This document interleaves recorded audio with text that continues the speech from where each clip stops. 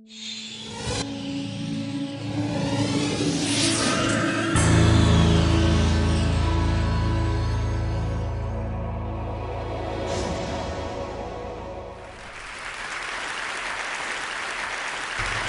want to talk to you today a little bit about predictable irrationality.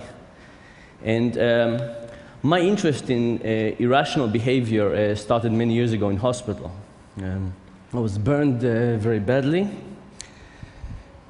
And if you spend a lot of time in hospital, you'll see a lot of types of irrationalities.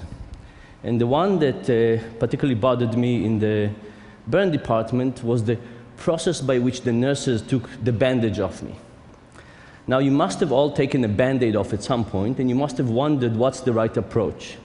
Do you rip it off quickly, short duration but high intensity, or do you take your Band-Aid off slowly? You take a long time, but each second is not as painful. Which one of those is the right approach? The nurses in my department thought that the right approach was the ripping one. So they would grab hold, and they would rip, and they would grab hold, and they would rip. And because I had 70% of my body burned, it would take about an hour. And as you can imagine, I hated that moment of ripping with incredible intensity. And I would try to reason with them and say, why don't we try something else? Why don't we take it a little longer, maybe 2 hours instead of an hour, and have less of this intensity? And the nurses told me two things. They told me that they had the right model of the patient, that they knew what was the right thing to do to minimize my pain. And they also told me that the word patient doesn't mean to make suggestions or interfere or... This is not just in Hebrew, by the way, it's in every language I've had experience with so far. And you know, there wasn't much I could do, and they kept on doing what they were doing. And about 3 years later, when I left the hospital, I started studying at the university. And one of the most interesting lessons I learned was that there is an experimental method, that if you have a question, you can create a replica of this question in some abstract way, and you can try to examine this question and maybe learn something about the world. So that's what I did. I was still interested in this question of how do you take bandages of burn patients. So originally I didn't have much money, so I went to a hardware store and I bought a carpenter's vise. And I would bring people to the lab, and I would put their finger in it, and I would crunch it a little bit. And I would crunch it for long periods and short periods, at pain it went up and when it went down, and with breaks and without breaks, all kinds of versions of pain.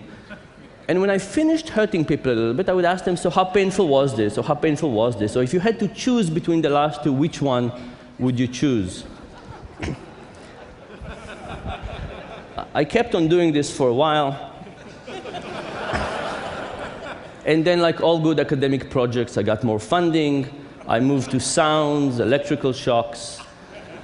I even had a pain suit that I could get people to feel much more pain.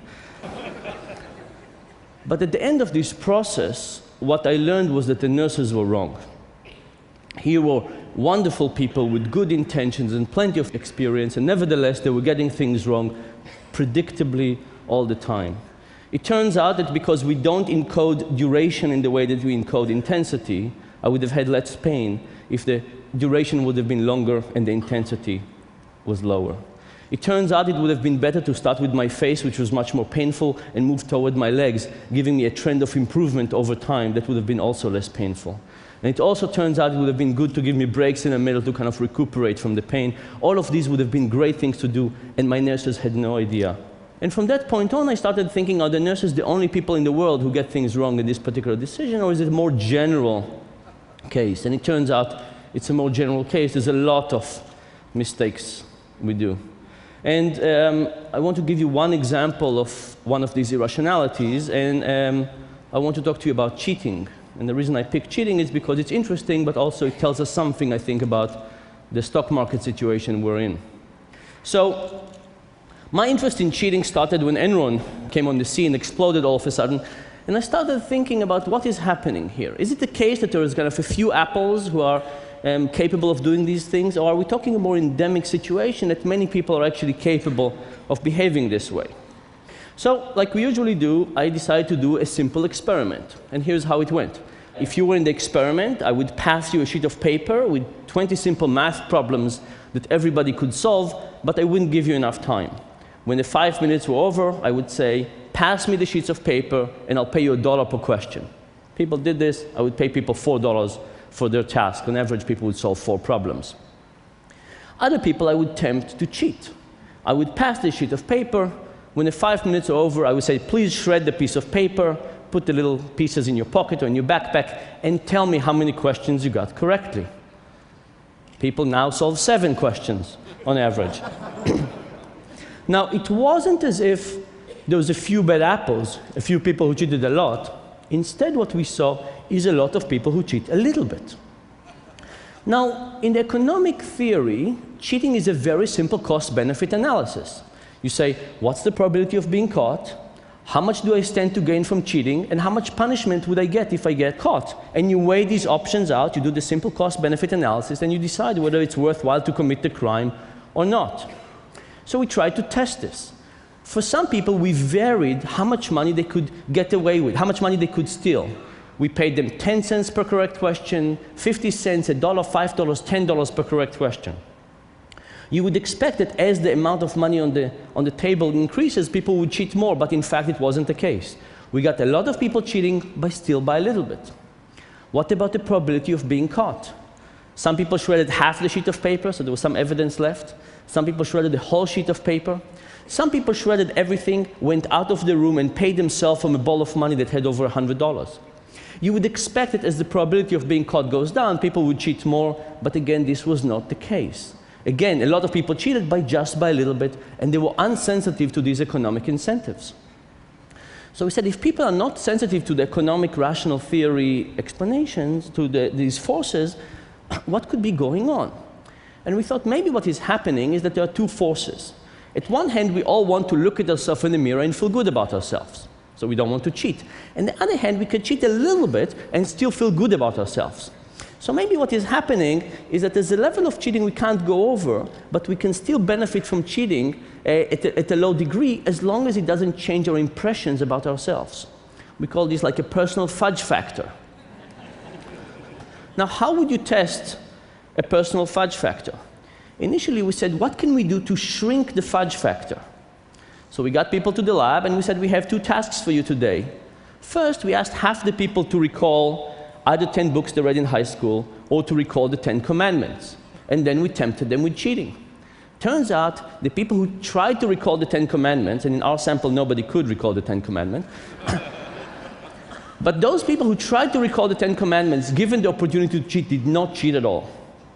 It wasn't that the more religious people, the people who remembered more of the commandment, cheated less, and the less religious people, the people who couldn't remember almost any commandment, cheated more. The moment people thought about trying to recall the 10 commandments, they stopped cheating. In fact, even when we give self-declared atheists the task of swearing on the Bible and we give them a chance to cheat, they don't cheat at all. Now, 10 commandments is something that is hard to bring into the education system, so we said, why don't we get people to sign the honor code? So we got people to sign. I understand that this short survey falls under the MIT honor code. Then they shredded it, no cheating whatsoever. And this is particularly interesting because MIT doesn't have an honor code.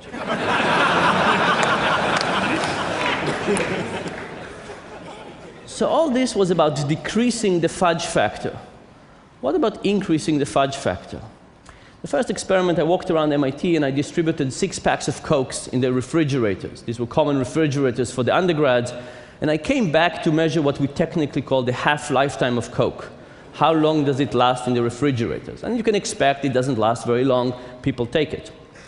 In contrast, I took a plate with 6 $1 bills and I left those plates in the same refrigerators.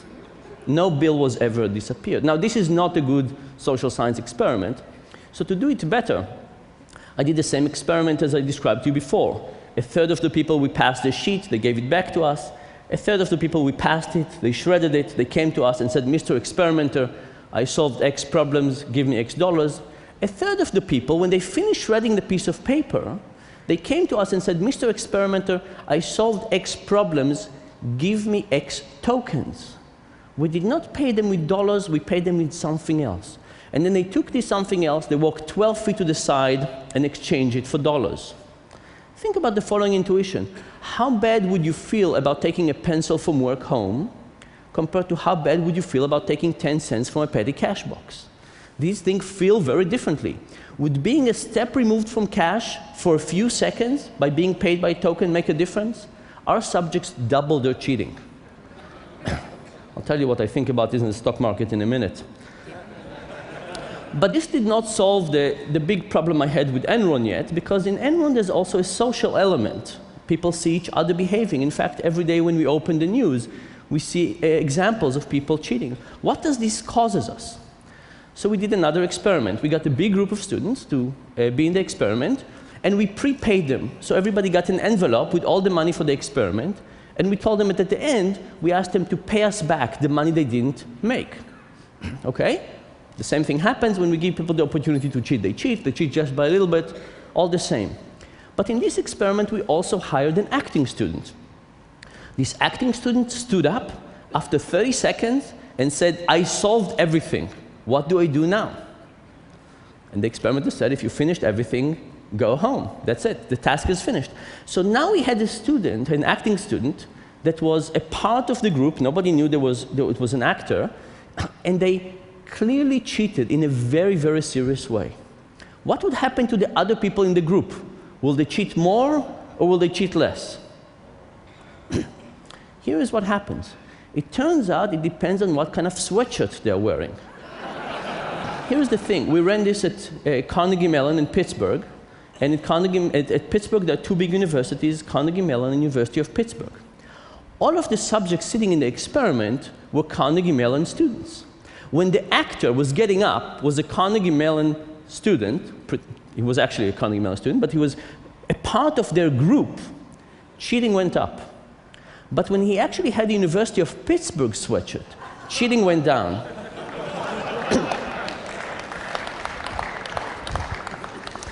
Now, this is important because remember, when the moment the student stood up, it made it clear to everybody that they could get away with cheating. Because the experimenter said, "You finished everything, go home," and they worked with the money. So it wasn't so much about the probability of being caught again, it was about the norms for cheating. If somebody from our in-group cheats, and we see them cheating, we feel it's more appropriate as a group to behave this way. But if it's somebody from another group, these terrible people, I mean, not terrible in this, but somebody we don't want to associate ourselves with, from another university, another group, all of a sudden people's awareness of honesty goes up, a little bit like the 10 Commandment experiment, and people cheat even less. So what have we learned from this about cheating? We've learned that a lot of people can cheat. They cheat just by a little bit. When we remind people about their morality, they cheat less. When we get bigger distance from cheating, from the object of money, for example, people cheat more. And when we see things of cheating around us, particularly if it's a part of our in-group, cheating goes up. Now, if we think about this in terms of the stock market, think about what happens. What happens in a situation when you create something where you pay people a lot of money to see reality in a slightly distorted way? Would they not be able to see it this way? Of course they would.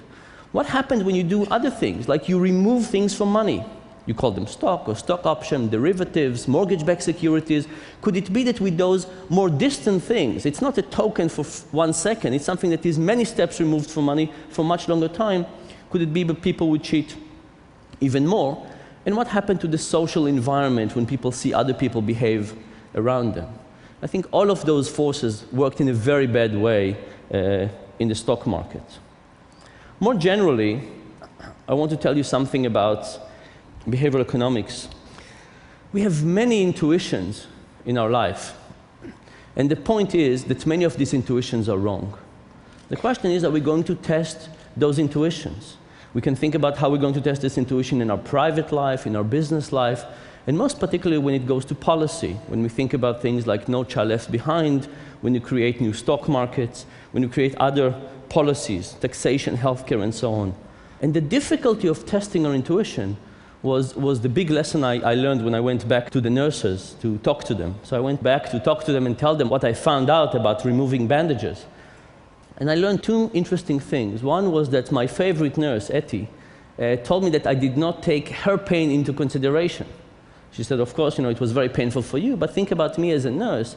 removing the bandages of somebody I liked and had to do it repeatedly over a long period of time, creating so much torture, was not something that was good for me too. And she said maybe part of the reason was that it was difficult for her. But it was actually more interesting than that, because she said, I did not think that your intuition was right. I thought my intuition was correct. So if you think about all of your intuitions, think about it's very hard to believe that your intuition is wrong. And she said, given the fact that I thought my intuition was right, she thought her intuition was right, it was very difficult for her to accept doing a difficult experiment to try and check whether she was wrong. But the fact, this is the situation we're all in all the time. We have very strong intuitions about all kinds of things. Our own ability, how the economy works, how we should pay school teachers. But unless we start testing those intuitions, we're not going to do better. And just think about how better my life would have been if these nurses would have been willing to check their intuition, and how everything would have been better if we would just start doing more systematic experimentation of our intuitions. Thank you very much.